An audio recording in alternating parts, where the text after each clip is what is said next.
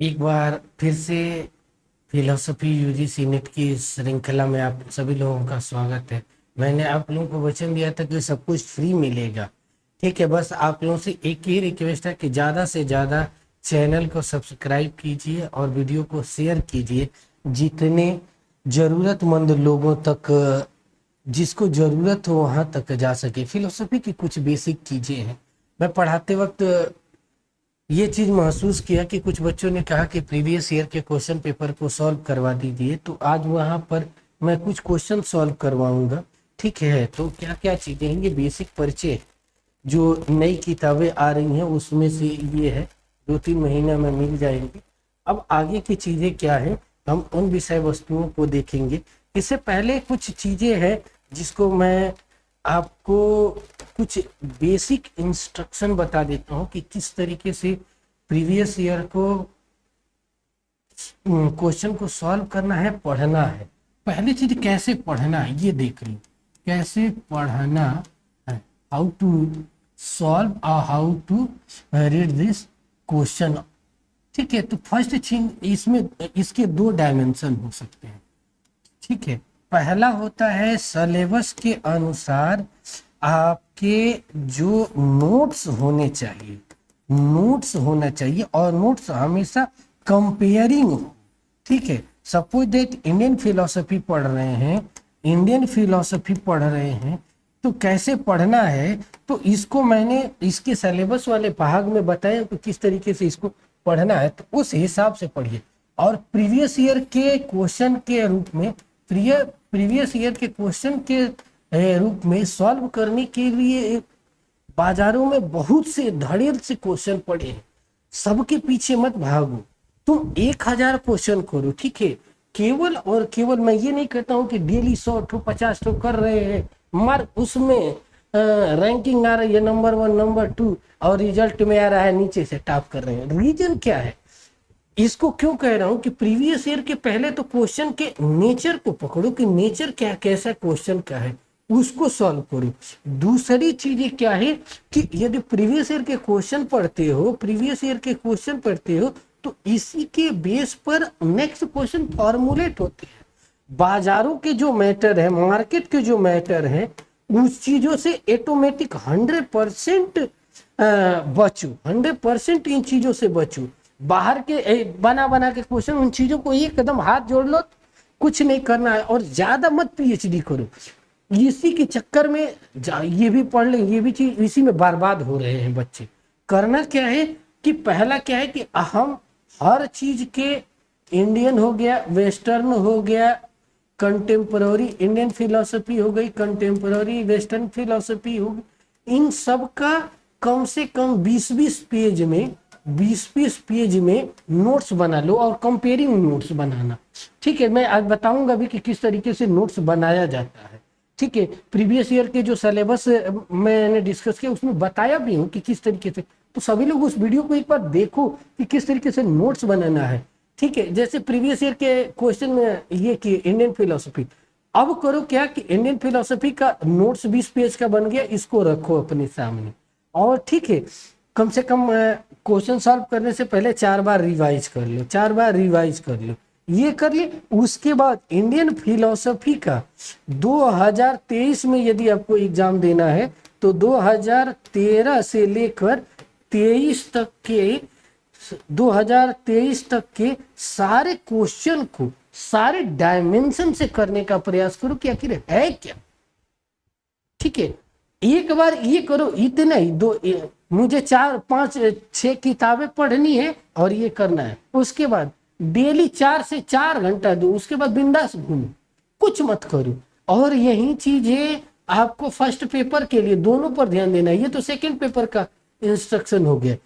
First paper में क्या करना है, फर्स्ट पेपर में हमें क्या करना है, फर्स्ट पेपर के लिए देखो, पेपर 1 के लिए भी देखो करना क्या है कि पहले कोई भी एक नॉर्मल बुक ले लो, बहुत सी मार्केट में फर्स्ट पेपर की बुक है, उसको एक बार पढ़ो, उसके हर टॉपिक पर फिर से कंपेयरिंग नोट्स बनाओ, अपनी खुद का नोट्स बनाओ, कंपेयरिंग नोट्स बनाओ। और फिर से यदि 2013 से लेकर 13 या 2010 से लेकर बाहर ज्यादा पीएचडी करने मत जाओ, बाहर से 2010 से या 2013 से लेकर इसके प्रीवियस ईयर के हर क्वेश्चन को चारों डायमेंशन से पढ़ो कि आखिर तुम एक क्वेश्चन पढ़ते हो ना, मार 20 मिनट में 20-25 क्वेश्चन करें, इससे घंटा कुछ नहीं उखड़ने वाला।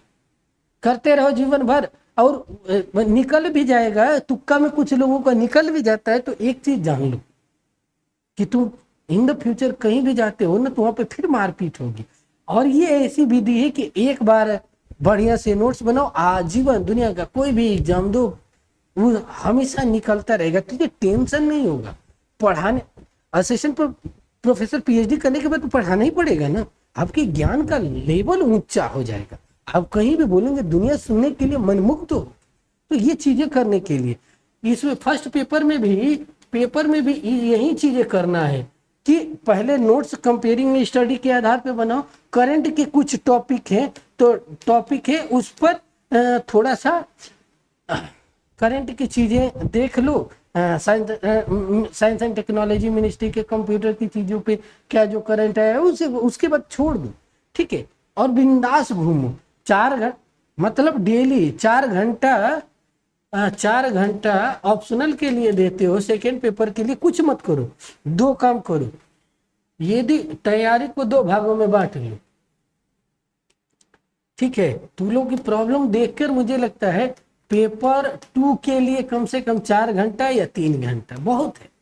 दिसंबर में पेपर होने वाला है, तो 4 घंटा या 3 घंटा पढ़ो, उसके लिए 3 घंटे निकाल लो। मॉर्निंग में इसे कर लो, मॉर्निंग में हम इसको सॉल्व करेंगे, इवनिंग में इसको सॉल्व करेंगे, और दिन भर मस्ती में घूमो। कुछ हर बार टॉप करोगे, हर बार निकाल के आओ, जितनी बार JRF दोगे उसमें हमेशा टॉपर रैंक में रहोगे, ठीक है। तो ये काम करो, ज्यादा का टेंशन नहीं लेना। मैं आगे सॉल्व करवाता हूँ कि किस तरीके से करना है, वो तरीका भी सिखा देता हूँ। जैसे ये क्वेश्चन पेपर 2013 का, ये क्वेश्चन पेपर 2013 का थर्ड पेपर के रूप में है। तो कैसे सॉल्व करना है, अब ध्यान से देखो। तू लोग करते क्या हो कि जैसे ही क्वेश्चन मिलता है तो ये देखते हैं इसका करेक्ट आंसर कौन है, उसी में पिट जा रहे हैं। ऐसा मत करो कि करेक्ट आंसर देके छोड़ दिए। एक क्वेश्चन यूजीसी नेट का ये आपको पूरा का पूरा 4 क्वेश्चन तैयार करवा देगा, ठीक है। अब इसकी ना बैकग्राउंड को समझ लो, बैकग्राउंड को यदि इस चीजों को समझ लोगे, ऑटोमेटिक 99% इससे रिलेटेड जो भी समस्याएं क्वेश्चन आएगा ऑटोमेटिक सही हो जाएगा। जैसे ये प्रश्न है, देखो, निम्नलिखित में से किसमें वह साधन समाविष्ट है जो शक्ति संग्रह का नहीं है, ठीक है। उसमें कह रहा है उपमान कोश, आप्तवाक्य, व्याकरण, आप्तवाक्य, उपनिधरिस, व्याकरण कोश, उपमान, आप्तवाक्य। तो पहले तो चीजें ये कोश को समझ लो कि कोश क्या है। ये वाला कोश की जो यहाँ से शुरू होता है, अन्नमय, मनोमय, विज्ञानमय, प्राणमय, आनंदमय, इस कोश का सीक्वेंस याद रखना चाहिए। जिस व्यक्ति को ये सीक्वेंस याद रहेगा ऑटोमेटिक ये क्वेश्चन सॉल्व हो जाएगा। इसके लिए व्याकरण, वृद्धि, व्यवहार, ये विषय वस्तुएं देखोगे। अब तू लोग करते क्या हो कि जैसे इस क्वेश्चन को देखे ऑटोमेटिक हम क्या करते हैं कि खटाखट ये देखते हैं इसका सही आंसर क्या है, मारा खटाक। इसका जो करेक्ट आंसर है वो बी है, ठीक है, बी है, ठीक है। लेकिन हमें समस्या है बी से नहीं, इसके चारों डायमेंशन को समझना, प्रोवर्ब, ग्रामर, ये सारी चीजें क्यों हो रही है, ये सारी चीज समझना। यहां से आपका एक क्वेश्चन तैयार नहीं हो रहा है, यहां से आपके 4 क्वेश्चन तैयार हो रहे हैं, 4 क्वेश्चन तैयार हो रहे हैं, ठीक है। तो इस तरीके से पढ़ोगे ऑटोमेटिक सॉल्व होगी। मैं पूरा का पूरा 2013 से लेकर 2022 तक ये कंप्लीट करवाने के बाद कोशिश करूंगा कि 2004 से लेकर, लेकिन इसकी कोई जरूरत नहीं है, रेलेवेंस इसका ज्यादा है। और इस तरीके से यदि तुम करते हो तब उसका रेलेवेंस है, और कोई नहीं है।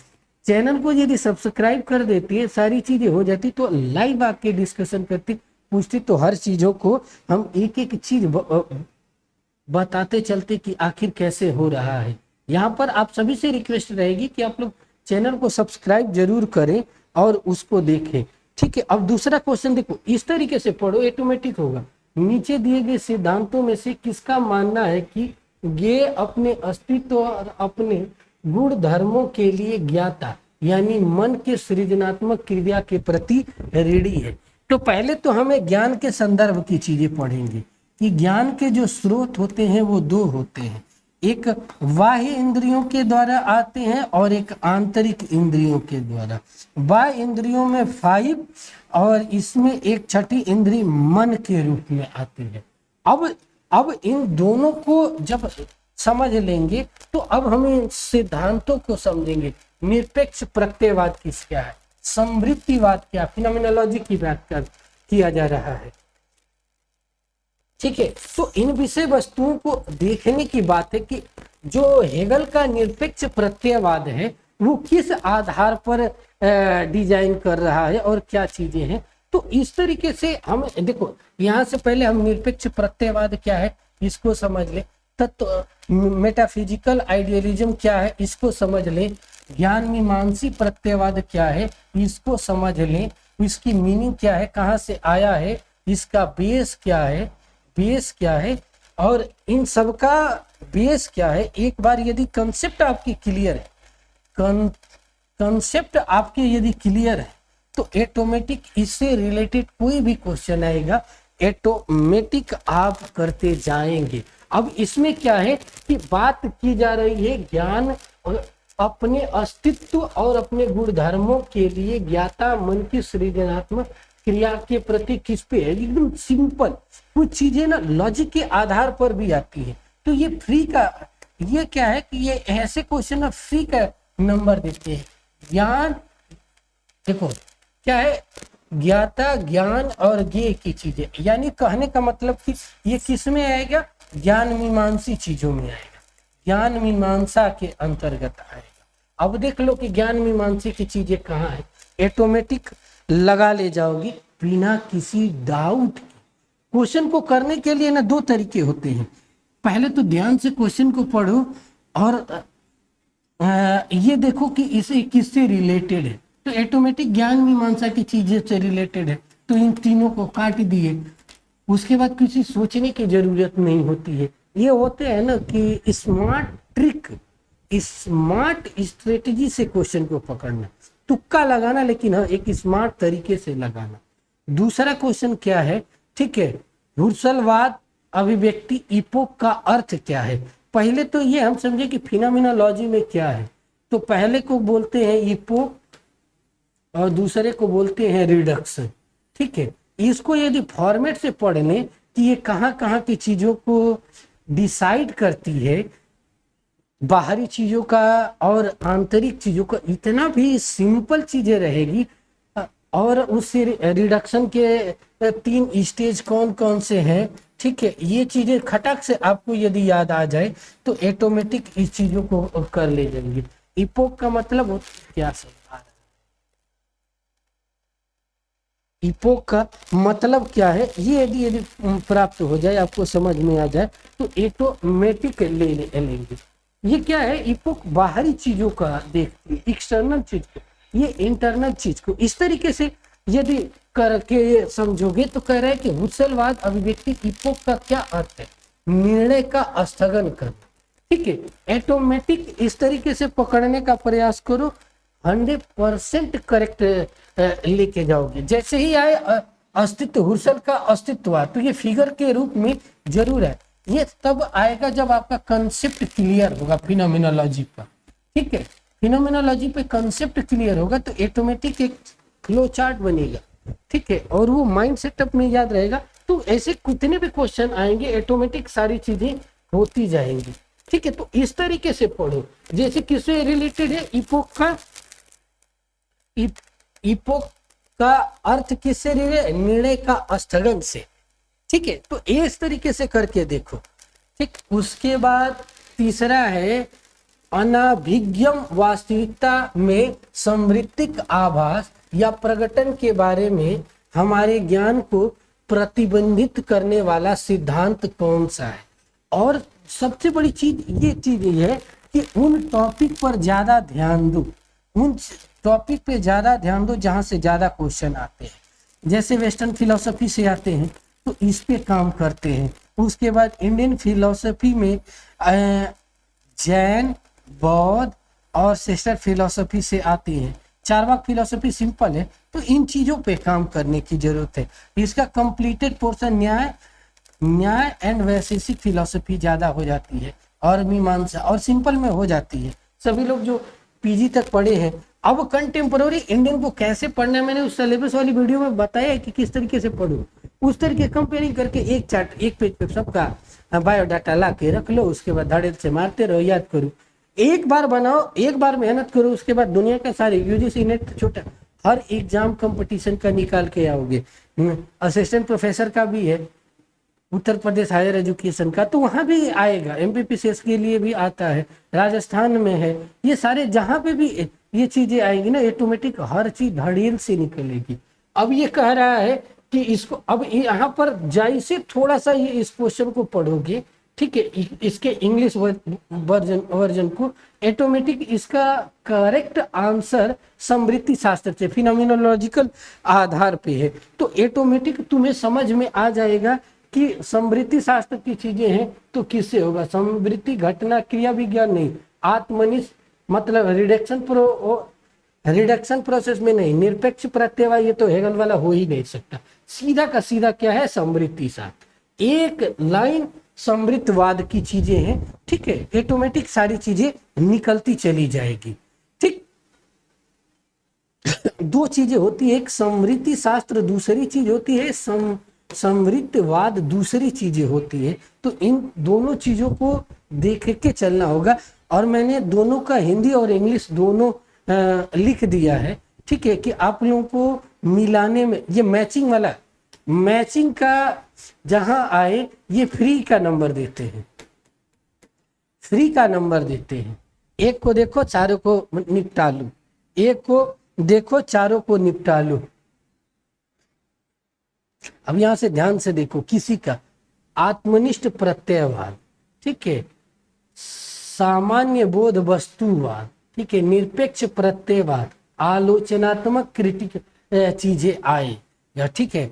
तो एक चीज जैसे आया क्रिटिकल, ठीक है, तो क्रिटिकल मुझे कुछ नहीं आता इसमें, देखो मुझे कुछ नहीं आता, ठीक है।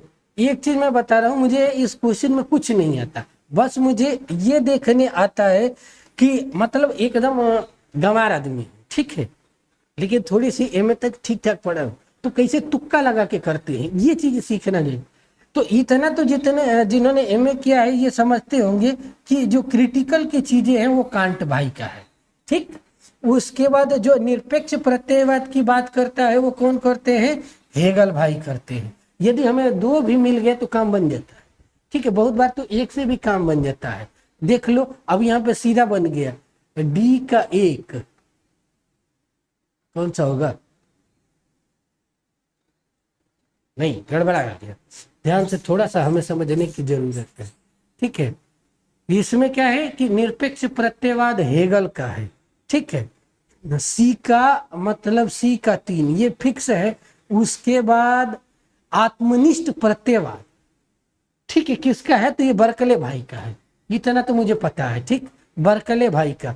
तो हम ये देखते हैं कि सी का 3 किस्में हैं और ए का 4 किस्में हैं। ये दो चीजों से देखते हैं कि सी का 3 किसे है। देखो इसमें, अब इसमें एक ही जगह है, ध्यान से देखना, ए का 4 और सी का 3, ऑटोमेटिक तुक्का बैठ गया, आगे हम सोचने भी नहीं जाएंगे। लेकिन यही गड़बड़ है कि आंसर मिल गया का निकल लो, यही गड़बड़ है, यही नहीं करना है, हमें आगे वाले को देखना है। ये क्वेश्चन को ना चारों डायमेंशन से सोच के देखना है कि आलोचनात्मक प्रत्ययवाद का आधार कहाँ से आया, ठीक है। ठीक, जब ये चीजें कर ले जाओगे तो ऑटोमेटिक सारी चीजें डी का क्या हो जाएगा, 1 हो जाएगा। यहाँ पर सारी चीजें हैं, तो इसको समझो। ठीक है, हेगल का समझ लिए, सामान्य वस्तुवाद किसका है, तो ये सारी चीजें समझने के बाद ही चलना, चारों डायमेंशन। ठीक, आगे वाला क्या है, देखो मुझे लॉजिक की चीजें नहीं आती है, लॉजिक मुझे छोड़े ज्यादा दिन हो गए तो मैं ये नहीं पढ़ा पाऊंगा अच्छे से, मैं क्लियर कट, क्योंकि लॉजिक छोड़े लंबा समय हो गया, और मैं फिर ये और मेरे को लगता है कि 2 से 3 क्वेश्चन आते हैं, तो इसमें मैं अपने टाइम भी ध्यान नहीं देता था लॉजिक की चीजें। ठीक है, मेरे को लगता था कि 2-3 चीजों के चक्कर में और चीजें छूट जाती है, और उसका एक एक सूत्र नहीं वो करना पड़ता है। मेरा कमजोर पोर्शन यही था, मैं क्लियर कर बता देता हूँ, मेरा लॉजिक कमजोर था, और लॉजिक से क्वेश्चन भी कम आते थे, तो सीधा सीधा इसमें पीएचडी नहीं करो कि हम सब कर ही के जाएंगे। यदि 10 सेक्टर है तो उसमें से 5 सेक्टर 7 सेक्टर पर 8 सेक्टर पर कमांड कर लो, और को हाथ जोड़ लो कि भाई तू ही महान है, मैं गंवार हूँ, ऑटोमेटिक सारी चीजें निकल जाएगी। हाँ, लेकिन जिस पर कमांड करो उसको पूरी तरीके से कमांड करो, ऑटोमेटिक सही रहेगा। मुझे लॉजिक नहीं आता है, मैं नहीं पढ़ा पाऊंगा, तो इसीलिए मैं लॉजिक को छोड़ देता हूँ। यदि वो सत्य हो तो निम्नलिखित में से सत्य विकल्प ज्ञात कीजिए, निम्नलिखित में से सत्य विकल्प ज्ञात कीजिए। जहां तक मुझे लगता है कि इसका जो करेक्ट आंसर होना चाहिए AIOE का, ठीक है, ये ठीक है, ये अब ये फिगर मेरे को भूल गया है, इस तरीके से आता है। इसका जो करेक्ट आंसर है, अब आप लोग देख लीजिए कि इसका करेक्ट आंसर बी होना चाहिए। ठीक है, जहां तक मुझे कुछ चीजें याद रहती है उस आधार पे मैं लगा दे रहा हूँ। ठीक है, लेकिन इसके पूरे के जिनको मजा आता है पढ़े, जिनको कमजोर है वो हाथ जोड़ के आगे निकल दे, क्योंकि क्वेश्चन भी इसमें ज्यादा नहीं आते हैं और पूछता भी ज्यादा है। ठीक है, क्वेश्चन नंबर 7 का जो आंसर देखें, क्वेश्चन नंबर 7 का नीचे दिए गए select the false statement from the statement given below, I is the change form of A. ठीक है, if A is false then O is true. ठीक है, इसका जो करेक्ट आंसर मुझे सब समझ में आ रहा है, the alteration of E and I, इधर ये वाला फिगर से इसका तो इसका जो करेक्ट आंसर ये होना चाहिए कि डी, आप लोग देख लीजिएगा। ठीक है, लॉजिक की चीजें 2 ही आई है, निम्नलिखित ये चीजें पढ़ने लायक है, इसको पढ़ाएंगे, और इसको समझने लायक है। निम्नलिखित में से किस दार्शनिक का कहना है कि उपयोगिता का अर्थ किसी वस्तु के ऐसे गुणधर्म से है जिसके कारण लाभ, प्राप्ति, सुख, शुभ अथवा प्रसन्नता उत्पन्न किए जा सकते हैं, अथवा उस व्यक्ति जिसके हित पर ध्यान दिया जा रहा है कि अनिष्ट, वेदना, बुराई, दुख को अवरुद्ध किया जा सकता है। इसको इसके क्वेश्चन में ही इसका आंसर है, पढ़ने की जरूरत ही नहीं। जब भी इस तरीके की चीजें आए तो ऑटोमेटिक करना क्या है कि फटाक से जो आप फ्लो चार्ट बनाए हुए हैं उपयोगितावाद का उसमें 3 चीजें आप ऐसे डिवाइड करके, यहाँ पे हो गए बेंथम भाई, यहाँ पे हो गए मील, यहाँ पे हो गए सिजिविक। ठीक है, इनकी करना क्या है कि पहले इनके इंट्रोडक्शन से कोई जरूरत नहीं है, यहाँ पे हमें इनकी इम्पोर्टेंट बुक्स लिखनी है, हमें इनकी इम्पोर्टेंस बुक लिखनी है। दूसरा स्टेटमेंट लिख लेना है। ठीक है, कौन कौन से स्टेटमेंट और कौन कौन से जो इम्पोर्टेंट, और उसके बाद यहाँ पर फैक्ट के रूप में हर परिणाम को बना के ऐसे लिखते जाना है। ये फॉर्मेट आप लोग सीख लीजिए। जैसे ही ये नोट्स रहेगा आपका, ये नोट्स एक क्वेश्चन नहीं करेगा, इससे रिलेटेड 1000 भी क्वेश्चन आएंगे ना, 1000 भी क्वेश्चन आते हैं तो आप ऑटोमेटिक कर ले जाएंगे। इस फॉर्मेट में हर विषय वस्तुओं को जोड़ लीजिए। अब यहाँ पर हम देखने के सोच रहे थे कि किसका है, निम्नलिखित में से विच द फॉलोइंग फिलोसोफर से say utility means such a property of है। इतना बार पढ़ने का मतलब क्या, देखो यहाँ से जो ये लाइन लाभ, प्राप्ति, सुख को समझ लिया, जो इनको पढ़ा है वो एक लाइन यहाँ को पढ़ा ऑटोमेटिक इसका आंसर बता देगा कि भाई इसका करेक्ट आंसर कौन है और किस तरीके से है इसको। ठीक है, इसका जो करेक्ट आंसर कौन सा है। ठीक, तो यहां से देखिए एक ही लाइन में मुझे बाहरी सुख के आधार पर लाभ हानि के रूप में दिखाए और लाभ हानि में एक ही बेस्ट थे, वो है बेंथम। ठीक है, उसके बाद आइडियोलॉजिकल फॉर्म में थोड़ा सा मिल भाई गए और एकदम अपर लेवल पर आदर्शात्मक रूप से सिजवेक गए, काम खत्म। ठीक है, तो यहाँ पर करना क्या है कि वो फॉर्मेट हमें याद होना चाहिए बना हुआ। ठीक है, यूं तो हो ही नहीं सकते, ऑटोमेटिक हो गया। ये कंपेयरिंग स्टडी इन तीनों चीजों को जिस तरीके से ये फॉर्मेट में बनाया हूँ उस चीजों को जरूर बना लिया करिए और यहाँ पर लिखने का प्रयास कीजिए, ऑटोमेटिक सुधरेगा। यही चीजें मेरे को सिखाना था आप लोगों को। ठीक है, जितना जल्दी सीखोगे उतना ही जल्दी काम करेगा। निम्नलिखित में से किस दार्शनिक ने कर्म के स्रोत के नैतिक श्रेणी क्रम को प्रतिपादित किया है? Which of the following philosopher is produced ethical classification of the source of action? जिसने थोड़ा भी बहुत किया है। ठीक है, इसमें कुछ चीजें नया है, चीजें भाई हो नहीं सकते, बटलर हो नहीं सकते, ये तो आई थिंक मार्टिन्यू होंगे, मार्टिन्यू। ठीक है, क्योंकि ये तीनों में ये इथिकल चीजों की बात नहीं की गई। इसका हिंदी और इंग्लिश को अच्छे से पढ़ना, जो हिंदी मीडियम के हैं वो भी, उनसे भी सलाह है कि वो इंग्लिश वाला जरूर पढ़े और जो इंग्लिश मीडियम वाले हैं वो इंग्लिश पे ही काम करे, कि हिंदी इतना टफ होता है ना कि पाला ही नहीं पड़ता। मैंने एक लाइन देखा इथिकल क्लासिफिकेशन, मेरे को समझ में आ गया कि यही है, काम खत्म। आगे मैंने दिमाग ही नहीं लगाया कि किस तरीके से है, क्या चीजें हैं। 10वां फिर देखो आया ना, एक बार मेहनत करने के बाद एक रिलेटेड होना ही होना। बेंथम मिल्स सिजविक इन उपयोगितावाद पे इन पे उसी कंपेयरिंग स्टेट के एक A4 साइज का पेपर लेते हैं, तीनों को लिखते हैं, तीनों को सजाते हैं, तीनों निपट गए एक ही जगह और उसको बाद उसको कंठस्थ याद हो गया तो बढ़िया है, हर बार छक्का मार के आओगे। बेंथम से संबंधित निम्नलिखित कथनों में गौर कीजिए, दिए गए कूट को सही कीजिए। बेंथम ने संशयवादी नीति शास्त्र को प्रतिलोमित सुखवाद कहकर खारिज कर दिया। ये थोड़ा सा इंग्लिश इसकी इतनी कॉम्प्लिकेटेड है कि पढ़ते हुए सुख सिद्धांत को व्यवहार का मापदंड स्वीकार करने के कारण बेंथम नैतिक सुखवादी है। अंत प्रज्ञावादी नीति शास्त्र की आलोचना बेंथम के द्वारा की गई क्योंकि भावना के अतिरिक्त और कुछ नहीं है। ठीक है, तो ये भाई तो सीधा सीधा है। ठीक है, सुखवाद को व्यवहारवाद के मान पर लाभ हानि के आधार पर किए हैं, ये भी सही है। ठीक है, बेंथम ने संशयवादी प्रतिलोम सुखवाद, ये भी, यानी तीनों स्टेटमेंट सही है। ये इसका करेक्ट आंसर क्या हो जाएगा? 10 इसका इंग्लिश ये भी है। ठीक है, correct the following statement according to Bentham and select the correct form of the code givens. ठीक है, इसका जो करेक्ट आंसर है वो सी हो जाएगा। नेक्स्ट हम देखते हैं प्राकल्पना।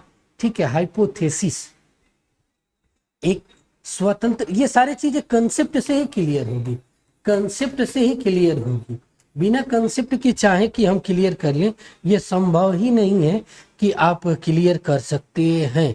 ठीक है, अब प्रकल्पना क्या एक स्वतंत्र मानसिक उड़ान है? नहीं। एक अनुसंधान है? नहीं। एक अटकल है? नहीं। किसी समस्या मूलक घटना की व्याख्या के लिए प्रस्तुत एक समसाय की अटकल है, ये करेक्ट आंसर होगा। 11 का dt इज टाइमली, ये करेक्ट हो गया। ठीक, ये कंसेप्ट की चीजें ध्यान से देखिए।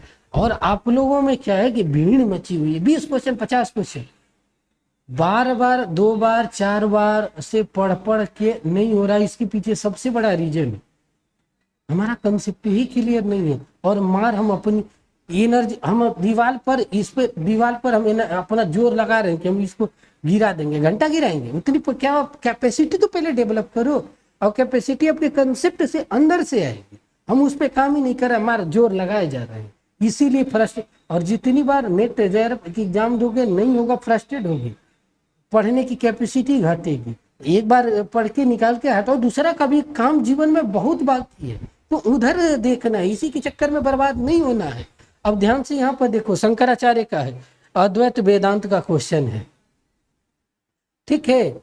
According to Shankara Brahma is beyond reach of the following three, ठीक है। अब यहाँ पर देखना सजाति भेद, पहले देखो, अब जब इसको पढ़ना, अद्वैत वेदांत को पढ़ना, तो कैसे पढ़ना, ठीक है। अद्वैत वेदांत को पढ़ना, वेदांत दर्शन, वेदांत दर्शन, तो जब वेदांत दर्शन को ऐसे पढ़ना, ठीक है, ठीक है। कर्म के आधार पर, कर्म के आधार पर, on the basis of theory of Karma, और दूसरा ऑन द बेसिस ऑफ ज्ञान, नॉलेज, ज्ञान के आधार पर, ज्ञान के आधार पर, इसको कहते हैं मीमांसा, मीमांसा दर्शन या मीमांसा फिलोसफी। इसको दो भागों में डिवाइड कर लिए, कुमारी प्रभाकर, ठीक है, प्रभाकर। अब इन दोनों का अलग अलग इस तरीके से स्टेटमेंट चलेगा। अब ज्ञान के आधार पर हम करते हैं, तो इसको थोड़ा सा यहीं पे थोड़ा सा हमें खींच लेना है, ठीक है, और मेन रूप से 3 लोगों पर काम करना है, ठीक। ये ब्रह्म एवं आत्मा, आत्मा के रिलेशन के आधार पर क्लासिफिकेशन, ठीक है। एक हो जाएगा अद्वैत वेदांत, ठीक, दूसरा हो जाएगा विशिष्टाद्वैत, ठीक, और तीसरा हो जाएगा द्वैताद्वैत। इन 3 चीजों पर काम कर लो, कंपेयरिंग करके ऐसे ऐसे काम कर लो। लिटरेचर लिख लो, मूल चीजें, सिद्धांत लिख लो। अब माया के बारे में लिख रहे हो, तो माया में ये क्या कहते हैं, माया ये क्या कहते हैं, ये क्या कहते हैं, तो ज्यादा कंपेयरिंग माया इनके साथ है। ये अद्वैत वेदांत शंकराचार्य और विशिष्टा द्वैत रामानुजाचार्य, इन दोनों में कंपेयरिंग बेस्ट करके और इसी तरीके से फॉर्मुलेट करना। उसके बाद मारो धड़ाधड़ सारे क्वेश्चन होंगे। अब ध्यान से देखते चलो, शंकर ने कौन से निम्नलिखित में से भेद को स्वीकार किए हैं? सजाति भेद, विजाति भेद, स्वगात भेद। आगे पढ़ना ही नहीं, यही तीनों भेद है। फिलोसफी उसमें पढ़े होगे तो इसी प्रकार, थोड़ा भी बहुत कोई पढ़ा है ना, तो ऑटोमेटिक समझ में आएगा कि उसमें यही इसी प्रकार का भेद ही है, सजाति, विजाति, स्वगात भेद। मैंने डायरेक्ट यहाँ पे बहुत पहले का पढ़ा था, लेकिन केवल मैं उसी आधार पर देखा तो सारी चीजें निकल जा रही है। ये चीजें होगी नहीं, ये है ही नहीं, ऊपरी में से कोई नहीं, एक ही है, 12 का एक सजाति भेद। नेक्स्ट क्या है, इसी फॉर्मेट में पढ़ने का प्रयास करो, ठीक है। 13वां है, कालक्रम अनुसार तीर्थंकर के सही उत्तर क्रम को चुने। ऋषभनाथ, थोड़ा बहुत भी जिसके पास लॉजिक होगा, ये फ्री का नंबर दे के जाता है क्वेश्चन। ऐसे जब क्वेश्चन आए ना, तो ऑटोमेटिक फ्री के नंबर दे के जाते हैं, ध्यान से समझिएगा। ये तो सीधा सीधा जानते हो, कुछ नहीं जानते हो तो ये तो जानते हो कि जैन धर्म के जो पहले फाउंडर हैं वो पहले क्या है, ऋषभ देव है, और लास्ट वाले क्या है, महावीर है।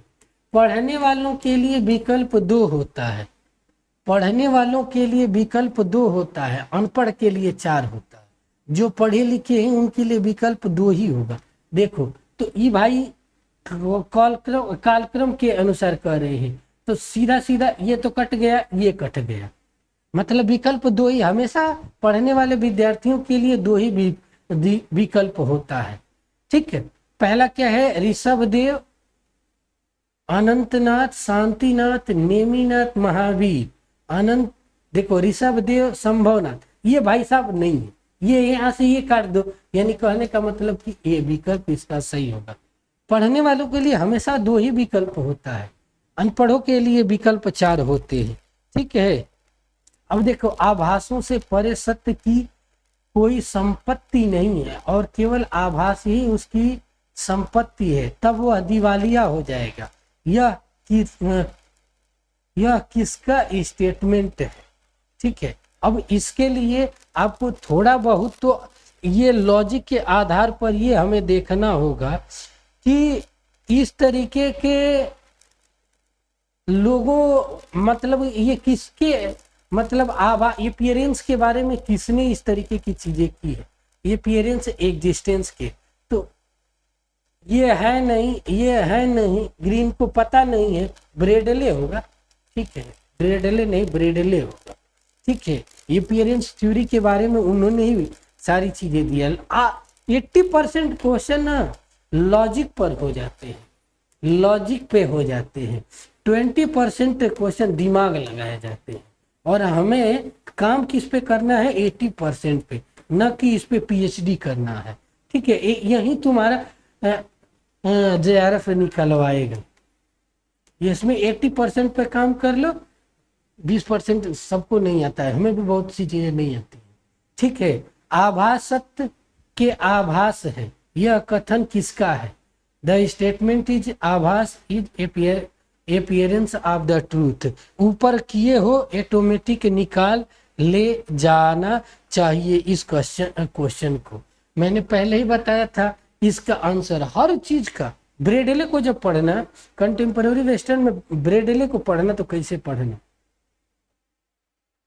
ब्रेडले को पढ़ना तो हमेशा 3 करना, मूर, ब्रेडले और सेल, इन तीनों को कंपेयरिंग करके पढ़ना, ठीक है। एक एक चीज क्लियर होती जाएगी, और एक बार क्लियर हो गई ना तो हर बार तुम्हारा होगा। कांट भाई ऐसे ही अपीयरेंस के मतलब इसमें मैंने कोई दिमाग नहीं लगाया, फ्री आपका जैसे चल रहा है वैसे ही चलने दे रहा हूँ, कोई चीज सोचने वाली चीज ही नहीं लगा रहा, ठीक है। जीने के लिए मरो, यह statement, die to live is the statement, किसका स्टेटमेंट है? ध्यान से देखना, सारी चीजें ऑटोमेटिक समझ में आ जाएगी, ठीक है। ये बर्कले भाई हो नहीं सकते, बर्कले भाई हो नहीं सकते, ठीक है। मिल का आता पता नहीं है, जीने के लिए मरो, ठीक है। ये बहुत फेमस स्टेटमेंट है, यूपीएससी में इस पर मेंस में क्वेश्चन भी आए हुए हैं, ठीक है। बहुत जो यूपीएससी की तैयारी करते हैं उनके लिए भी बहुत इंपॉर्टेंट है हेगल का नाम, निरपेक्ष प्रत्ययवाद, निरपेक्ष प्रत्ययवाद, ठीक है। उसके बाद इसमें real is rational, rational is real, UPSC में पूछा था, यूपीएससी 2020 या 22 वाले पेपर में पूछा था। तो ये स्टेटमेंट पूछ देता है, एक्सप्लेन करो, तो उसी में से जो यूपीएससी की भी तैयारी करते होंगे उनके लिए भी, उनसे बस ये एक ही गुजारिश है, मैं भी करता था तो वो दर्द जानते, एक बार टूट के मेहनत करो, वह नोट्स आपको यूपीएससी की भी बेसिक समझ में करेगा, लिखने में भी, और दूसरी एग्जाम क्वालिफाई करने में भी मदद करेगा, तो दोनों नैया पार लगाते चलेगा। Die to live a statement, Kant, Hegel, Berkeley, Mill, ठीक है। उसके बाद है 17वां, किसने कहा? मेरा स्थान है और इसके कर्तव्य हैं, मेरा स्थान है और इसके कर्तव्य हैं, ठीक है। ध्यान से समझोगे, इसी में इसका आंसर है। क्वेश्चन ही आपके सारे आंसर को फॉर्मुलेट करके कहता है। तो एक प्लेटो की चीजें है नहीं, कांट भाई ड्यूटी फॉर ड्यूटी में आए, ब्रेडले की चीजें है नहीं, बर्कले की चीज है नहीं, ये ब्रेडले की चीज है, फ्री की चीजें। ये तो मतलब नहीं कहते हैं, शंकर ने सत्य कार्यवाद को क्या कहा, वो क्या कहा था? सत्य कार्यवाद का जो सिद्धांत है कॉज एंड इफेक्ट थ्योरी का, वो सांख्य फिलॉसफी का है, ठीक है। और सांख्य फिलॉसफी को हमेशा योग फिलॉसफी के साथ पढ़ो, और पहले तो ये पढ़ो कि सत्य कार्यवाद के कितने पार्ट हैं, ठीक है, और उसमें के नीचे ये लिख लो। ये आपको यूपीएससी में भी फ्लो चार्ट काम करेगा और यूजीसी नेट समझने में बेस्ट भूमिका निभाएगा, तो दोनों के लिए आपको बेस्ट काम करेगा।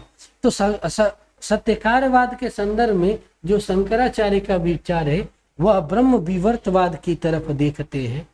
ठीक है, ये भी पूरा का पूरा कंसेप्ट से ही है। अभी तक जितने भी क्वेश्चन किए, एक क्वेश्चन को छोड़ दिया जाए तो 18 क्वेश्चन आपके कंसेप्ट से थे। और आप लोग किस पे इस समय बर्बाद हो रहे हो? फैक्ट के मतलब क्वेश्चन करो, क्वेश्चन घंटा करोगे जब कंसेप्ट ही क्लियर नहीं होगा। हर क्वेश्चन अलग आपको कंसेप्ट देने में तुलेगा। एक बार कंसेप्ट बना तो अब हर बार करोगे। ठीक है, नीति शास्त्र में स्वतंत्र संकल्प का क्या अर्थ है? नीति शास्त्र में स्वतंत्र संकल्प का क्या अर्थ है? What is meant the free will in ethics? Individuals are free to act keeping in the view of certain criteria। एक की लाइन में मुझे याद था, हो गया। व्यक्ति कुछ मानदंडों को ध्यान में रखते हुए कर्म करने के लिए स्वतंत्र है। जैसे ही इसका कंसेप्ट क्लियर है, ऑटोमेटिक विकल्प नंबर सी दिख जाए।